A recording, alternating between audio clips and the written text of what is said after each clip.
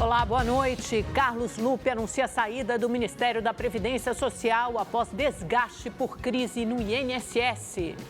O presidente Lula convida o ex-deputado federal Volney Queiroz, atual secretário executivo da Previdência, para ocupar o cargo. E você vai ver também.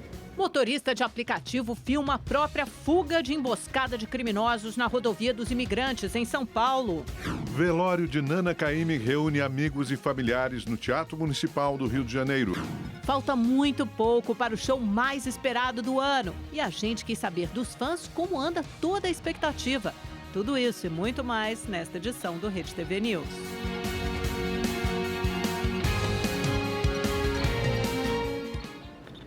O ministro da Previdência, Carlos Lupe, pediu demissão no começo da noite de hoje, durante uma reunião com o presidente Lula. A saída ocorre após a descoberta de fraudes em aposentadorias do INSS, que desviaram mais de 6 bilhões de reais nos últimos anos. De Brasília, o repórter Rafael Felice acompanha tudo com detalhes, nos traz essa informação. Aconteceu na emenda de feriado mesmo, né, Rafael Felice? Não deu nem para esperar. O presidente Lula interrompeu um descanso, conversou com o Carlos Lupe, e aí é que a gente dá conta que depois dessa lenta agonia de 10 dias, desde que as fraudes no INSS vieram à tona, né, com investigação da Polícia Federal e da CGU, realmente a permanência do ministro tornou-se insustentável. Boa noite, Rafael.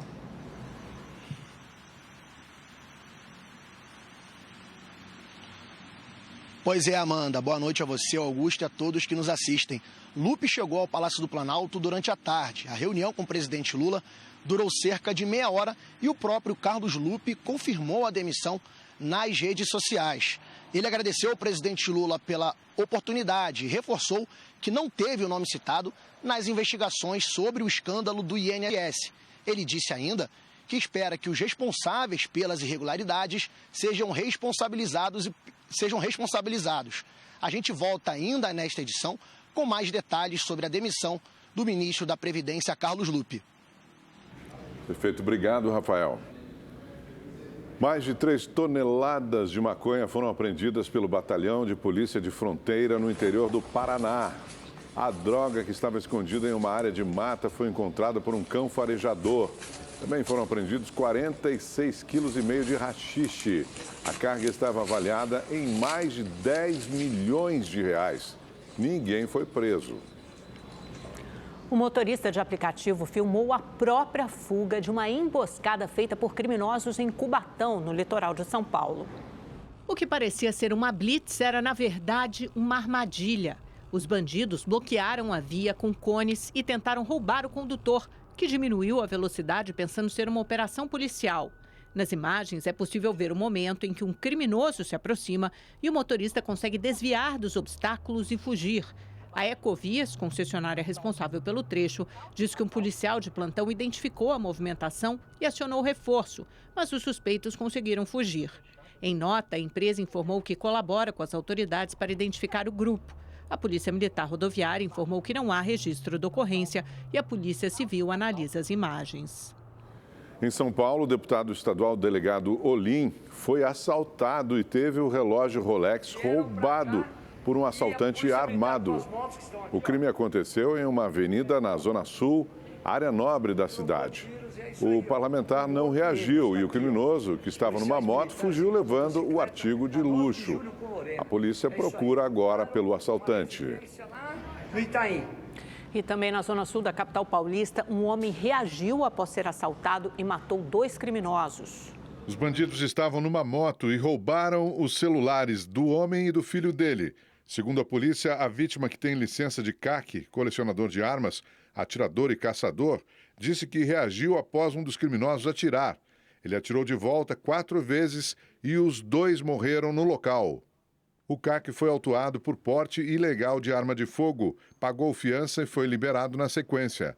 De acordo com a Secretaria de Segurança Pública, um dos criminosos mortos era investigado pelo latrocínio de um delegado em janeiro deste ano.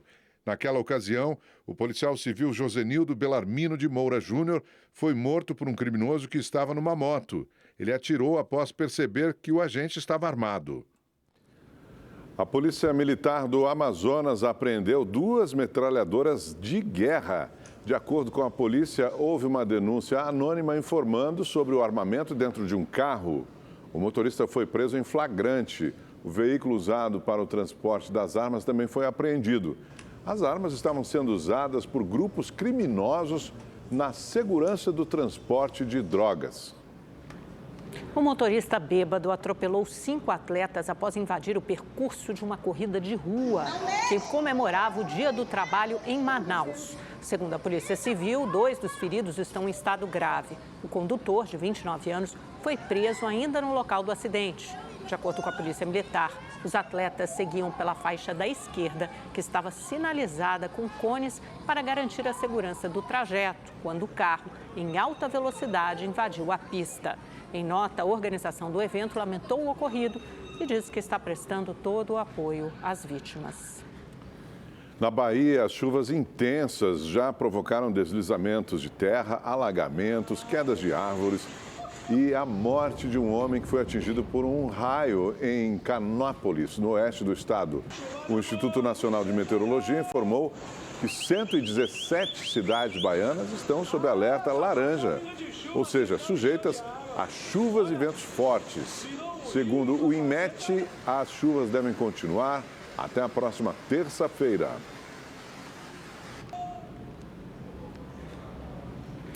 Um processo que envolve burocracias e emoções. São casais, crianças e adolescentes que sonham em formar uma família, mas nem sempre a adoção acaba da forma que todos imaginam.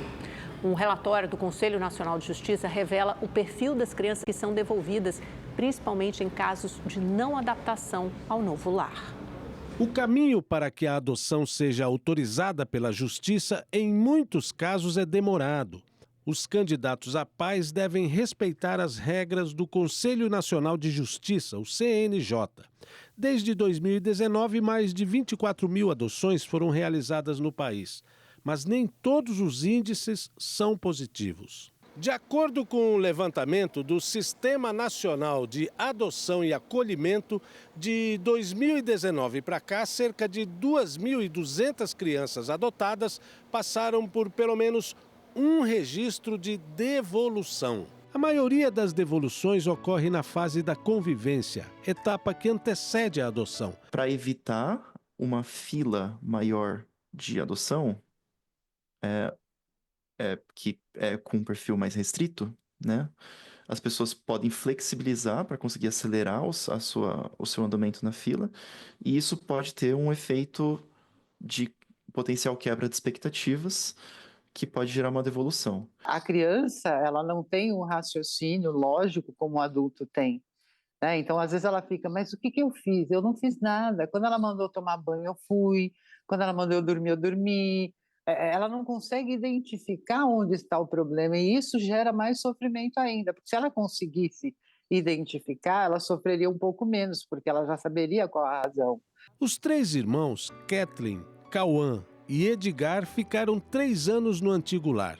Não se adaptaram e foram devolvidos. Hoje, ao lado dos pais Lucas e Carlos, formam uma família que vive em harmonia. Essa questão da paternidade que fez a gente enxergar o mundo de uma outra forma. Tem a questão também da adoção interracial, que até então eu acho que a gente se achava super desconstruído, mas a gente descobriu que as coisas não funcionam exatamente da forma como a gente imaginava, né? Como 2 pessoas brancas.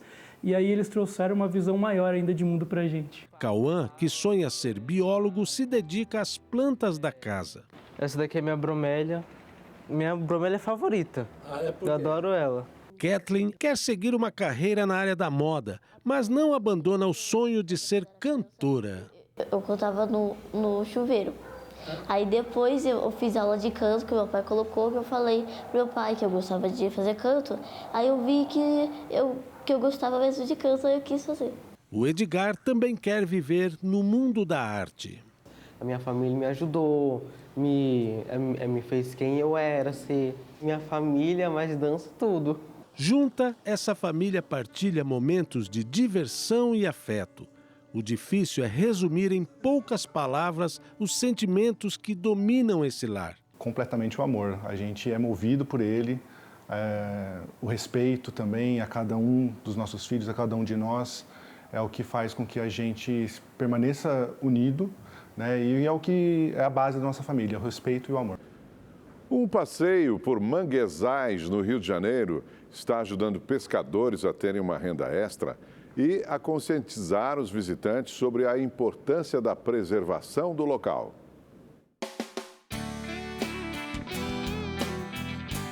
Cercada por alguns dos principais cartões postais do Rio, a região de Mangue, habitada dos caranguejos e localizada no fundo da Baía de Guanabara, tem atraído a curiosidade dos amantes da natureza.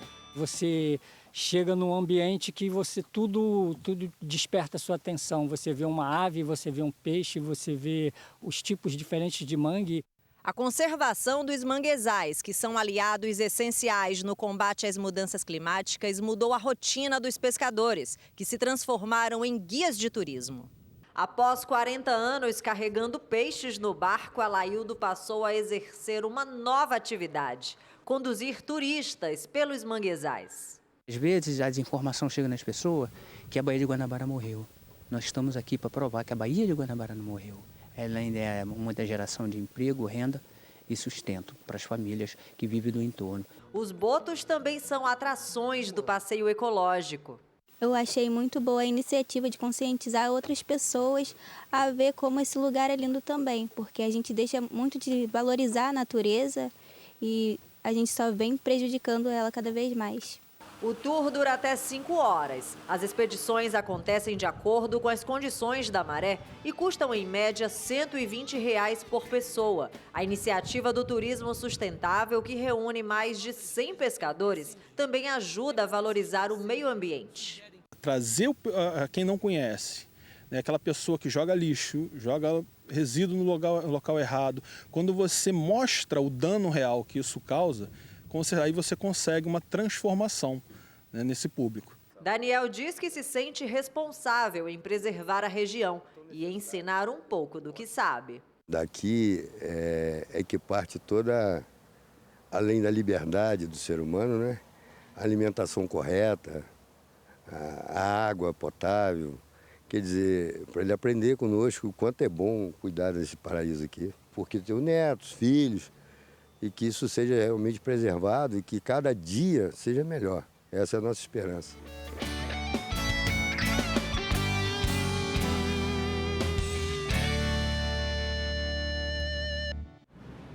São Paulo ganhou mais uma atração turística, a trilha Interparques, com 182 quilômetros de extensão. O trajeto pode ser feito a pé ou de bike. Ritmo frenético, trânsito intenso, falta de espaços verdes e excesso de asfalto e concreto. Quem conhece a capital paulista não imagina que perto de tudo isso existe uma grande área preservada, capaz de proporcionar contato direto com a fauna e flora. A trilha Interparques, a mais nova e a maior dentro da cidade de São Paulo, tem 182 quilômetros de extensão. Ela começa na balsa da Ilha do Bororé, no Grajaú, extremo sul da capital paulista, e passa por diversos parques naturais. Ela tem pelo menos 3 locais distintos onde a gente vai passar. Uma vai ser dentro dos parques, né, que com certeza você vai ter uma fauna, uma flora diferenciada. Você vai conseguir ver animais, você vai conseguir ver espécies raras, você vai ter uma imersão dentro das áreas naturais muito maior do que quando a gente está fora. Por outro lado, nos trechos que a gente está fora, que tem são muitas estradas rurais, a gente vai poder observar a parte rural de São Paulo, que poucas pessoas sabem. A trilha é toda sinalizada e o trajeto pode ser feito a pé ou de bike. Além de proporcionar saúde e bem-estar, pedalar em meio a toda essa biodiversidade é uma forma de valorizar e preservar o meio ambiente. Claro, a infraestrutura da trilha tem melhorado cada dia mais para acolher quem prefere trilhar sobre 2 rodas. É um privilégio para nós, né, poder pedalar ao meio da natureza, ainda ter acesso a estradas dessa forma de chão. Você tem a possibilidade do silêncio, você tem a possibilidade de cursos d'água. É algo que não tem comparação. Ao longo do caminho, Os visitantes encontram plantações de legumes, hortaliças e ervas, além de trilhas fáceis e algumas com uma dificuldade um pouco maior. A trilha aqui ela já muda completamente de configuração. É uma trilha que ela é mais fechada, é uma trilha mais técnica, você vai encontrar lugares úmidos, você vai encontrar bastante serrapilheira, que são as folhas, você vai encontrar raízes, então já é uma forma de você andar tanto a pé quanto de bicicleta com mais técnica, com mais atenção, mas também a interação com a natureza já é completamente maior.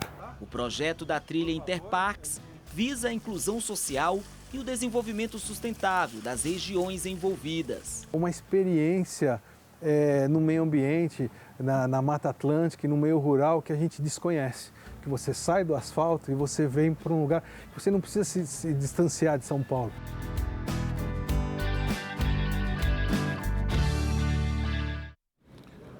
Uma onça pintada de 10 meses é a nova moradora do zoológico de Belo Horizonte. O animal está ameaçado de extinção e a transferência faz parte de um plano nacional de conservação da espécie. Maia nasceu no dia 3 de junho do ano passado no Animalia Park, em Cotia, na Grande São Paulo, e chegou ao zoológico da capital mineira no começo desta semana. A nova moradora pesa 35 quilos, possui temperamento tranquilo e se alimenta bem. Para se adaptar ao novo espaço, ela vai ficar 30 dias em quarentena em um recinto isolado. O procedimento é obrigatório para confirmar que o animal está saudável. Nós temos aqui o nosso corpo clínico de veterinários, então são feitos exames de sangue, de fezes, de urina, raio-x, tomografia, tudo que é necessário para identificar caso tenha alguma coisa, para que não haja contaminação do nosso plantel. A última onça pintada do zoológico de BH morreu em 2023 com 19 anos de idade.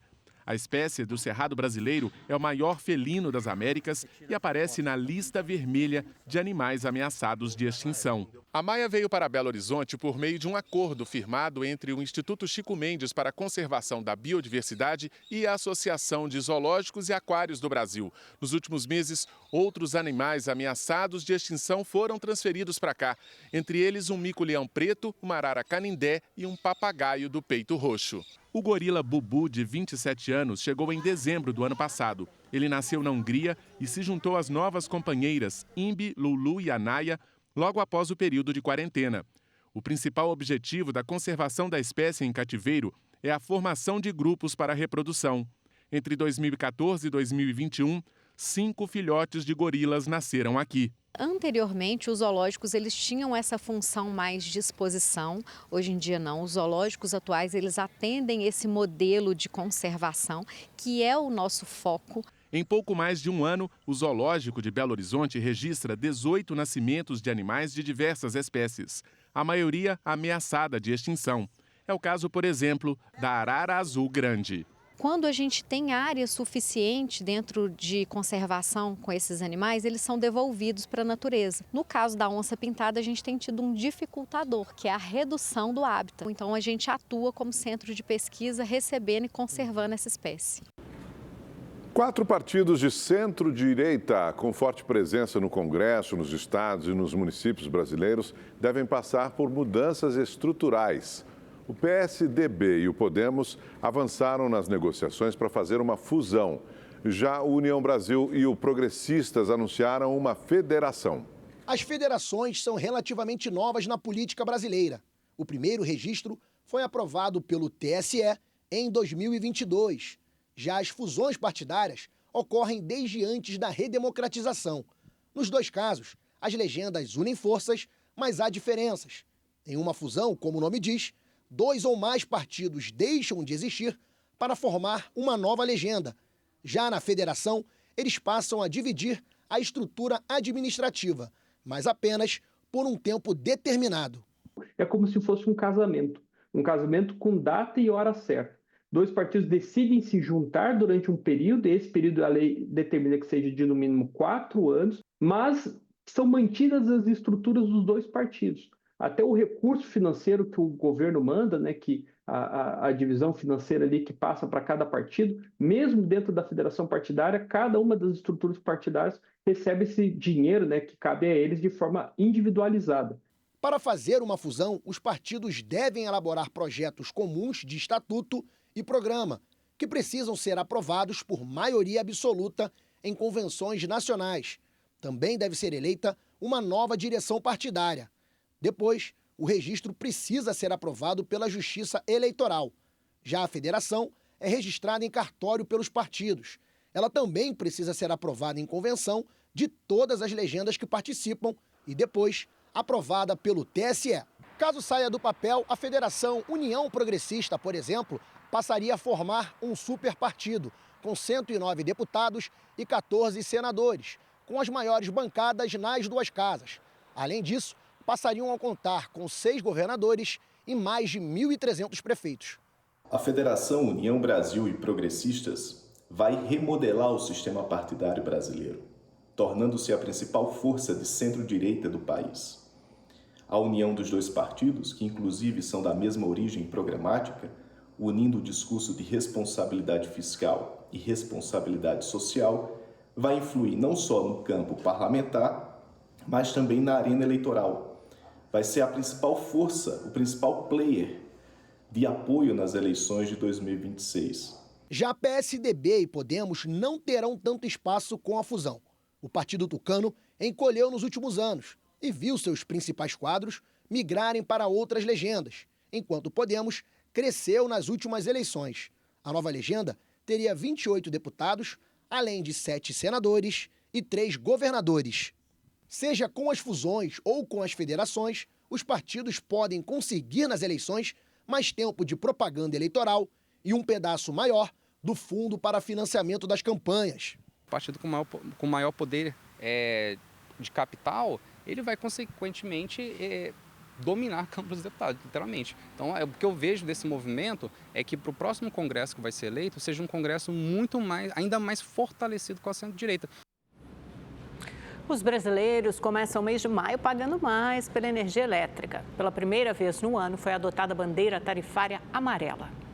Na casa do Júnior, a regra é sempre economizar no consumo de energia elétrica. Mesmo assim, a compra de mais um ar-condicionado fez a conta subir nos últimos 3 meses. Agora, com o aumento da taxa para bandeira amarela, vai prejudicar muito o orçamento. Não se sabe mais aonde vai se mexer, né?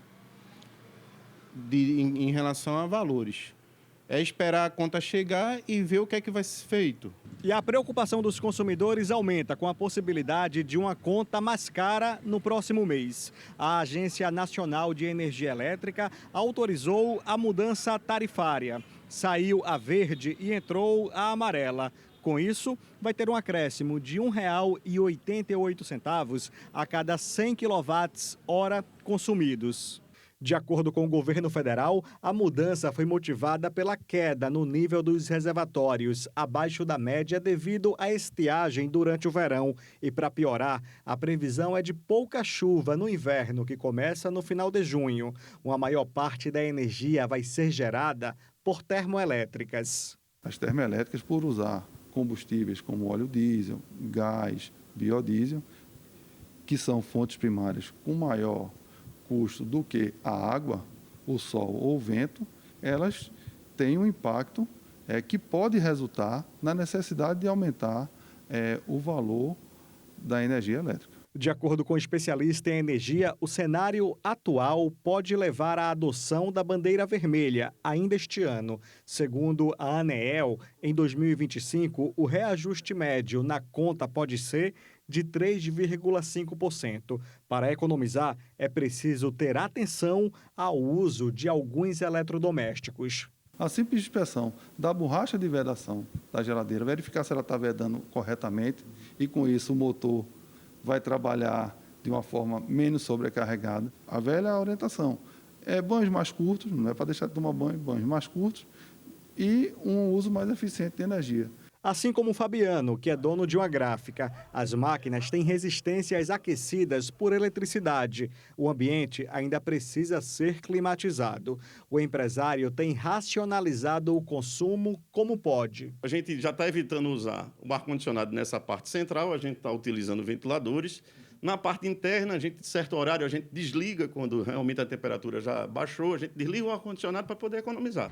O show da Lady Gaga é no Rio de Janeiro amanhã e tem muita gente de São Paulo indo para lá. O repórter Giovanni César está ao vivo na rodoviária Tietê e mostra essa movimentação para a gente, né, Giovanni? Aliás, tenho dois aqui na tela. Um em São Paulo, Giovanni, aqui à minha esquerda, e à direita o Tony Vendramini, que está lá no Rio, já no esquenta para os preparativos da Lady Gaga, Gaga Cabana, que está pegando fogo no Rio. Mas vamos começar com o Giovanni, porque a rodoviária está movimentada, né? Conte tudo, querido. Boa noite.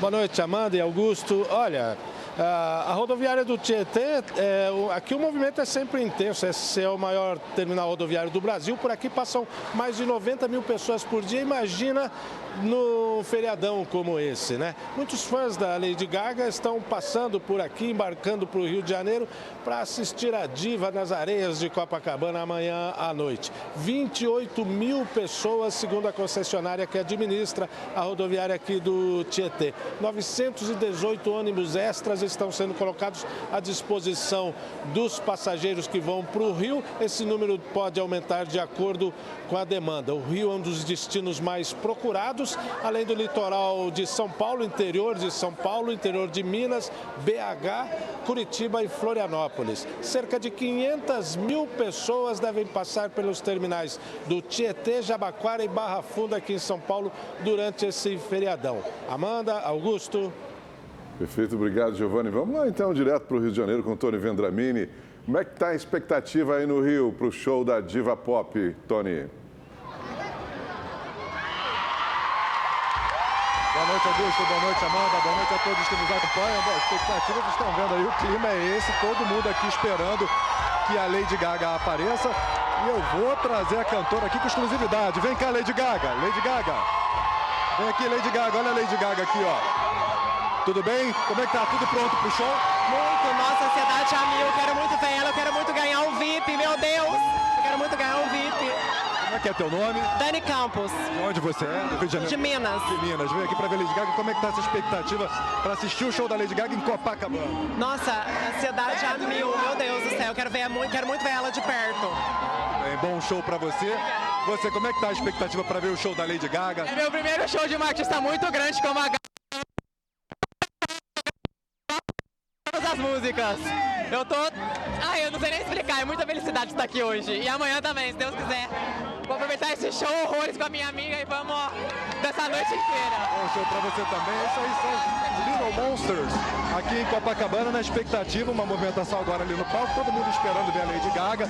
Mais cedo, os dançarinos da cantora já estiveram ali, fizeram um ensaio e esse é o clima. O clima aqui, a expectativa aqui é como se fosse um Réveillon fora de época. É isso, Copacabana está lotada, tem muita gente já aqui, já com parte do trânsito interditada.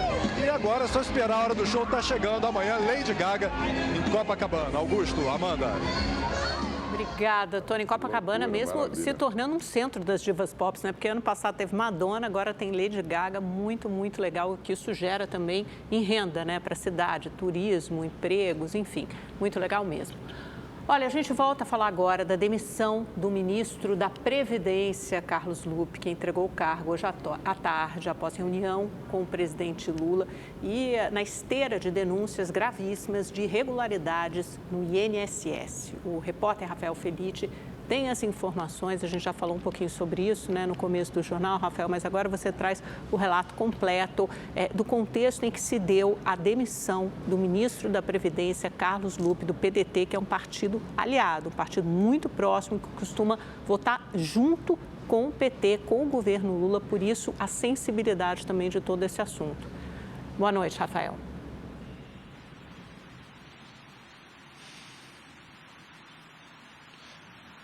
Oi, Amanda. A saída de Carlos Lupe já vinha sendo dada como certa desde a semana passada, quando a Controladoria Geral da União informou que ele tinha conhecimento das fraudes no INSS. Internamente, a interpretação é de que houve omissão do ministro. Lupe nega. Ele chegou a prestar esclarecimentos na Câmara dos Deputados e informou que assim que ele tomou conhecimento do caso, ele pediu uma auditoria no INSS. Mesmo assim, a pressão pela demissão continuou. Carlos Lupe é presidente licenciado do PDT, partido da base do governo. Ele estava no Ministério da Previdência desde o começo do governo Lula III, há 2 anos e 4 meses. Esse é o 7º ministro demitido pelo presidente Lula, o 4º envolvido em algum escândalo. Carlos Lupe será substituído pelo número 2 da pasta, o ex-deputado Volney Queiroz, também do PDT, ele que foi uma escolha do próprio presidente Lula. Nós preparamos uma reportagem com mais detalhes sobre o novo ministro. Vamos acompanhar. Volney é filiado ao PDT desde 1992 e foi deputado federal por Pernambuco. Liderou a oposição na Câmara dos Deputados nos últimos meses do governo Bolsonaro, assumindo o lugar do deputado Alessandro Molon, do PSB. Já durante o governo de Michel Temer, votou contra a PEC do teto dos gastos e também foi contrário à reforma trabalhista. Em 2017, votou a favor do processo em que pedia a abertura de uma investigação contra Temer. Pertence à ala do PDT simpática ao presidente Lula e possui proximidade com os demais partidos do núcleo duro do governo. Além disso, tem, segundo aliados, um bom trânsito no Partido dos Trabalhadores. O nome de Volney foi uma indicação do próprio PDT. Ele estava na Secretaria Executiva do Ministério da Previdência desde fevereiro de 2023. E o advogado-geral da União, Jorge Messias, se reuniu hoje com o novo presidente do INSS, Gilberto Valer Júnior, e com o grupo especial criado para buscar formas de devolver o dinheiro descontado indevidamente de aposentados e pensionistas. Messias falou que é preciso buscar uma resposta à sociedade o mais rápido possível. Além da reparação aos aposentados, o grupo de trabalho deverá propor ações na Justiça contra as associações investigadas para recuperar os valores que foram descontados de forma ilegal. O ministro do Supremo Tribunal Federal, Flávio Dino, rejeitou a justificativa apresentada pelo líder do PL na Câmara, deputado Sóstenes Cavalcante, para não apresentar os esclarecimentos de um possível acordo entre os parlamentares na liberação das emendas de comissão. O deputado afirmou que estaria protegido pela imunidade parlamentar. Em despacho publicado hoje, Flávio Dino diz que a imunidade parlamentar não impede a apuração de possíveis irregularidades no uso de verbas públicas. Pelo suposto acordo, a legenda pode apresentar 30% das emendas ao orçamento e o restante seria dividido entre os outros partidos. Flávio Dino deu 5 dias para que o governo e Congresso também prestem esclarecimentos. A Rede TV News fica por aqui. Obrigado por sua companhia. Uma ótima noite para você. Boa noite. Nos vemos amanhã a partir das 7h20. Até lá.